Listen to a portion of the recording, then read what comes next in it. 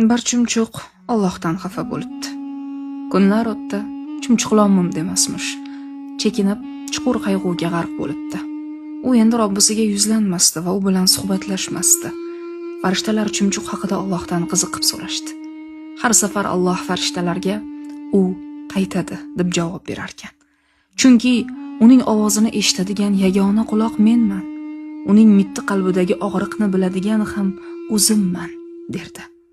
Bir muddatdan so'ng ko'zlari yoshga to'lgan chumchuq daraxt shoxiga qo'ndi. Qudrati cheksiz Robbim chumchuqni va nihoyat chaqirdi.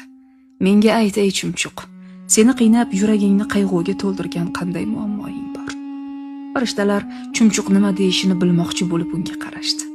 Chumchuq ma'yus, biroz tamli ohangda dediki, mening kichkina inim bor edi. U yerda charchaganimda dam olardim, sovqotsam panoh topardim. Hech kimni bezovta qilmasdim. Hatto bu keng dunyoda u juda ham kichkina. Hech kimning joyini egallamas edi. Bir kuni kuchli bo'ron oqibatida uysiz joysiz qoldi. Qolganini chumchuq gapira olmadi. Gaplari bo'g'ziga tiqilib qoldi. Alloh taolo dediki, sen o'sha inda dam olayotganingda seni ovlamoqchi bo'lgan ilon uyingga kelayotgan edi. Men seni ilondan himoya qilish uchun uyingni buzishni bo'ronga topshirdim. Bo'rondan qo'rqib, sen u yerdan qochding va ilondan qutulding. Sevgim bilan ko'plab muammolaringdan xalos qildim. Endi sen mening sevgim va do'stligimni ko'rmasdan o'tkinchi baloni sabab qilyapsan. Bu kutilmagan javobdan chumchuqning ko'zlari yoshga to'ldi.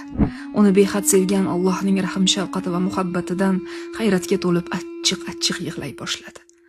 Ya Alloh, meni affet, deya olardi uyat bilan.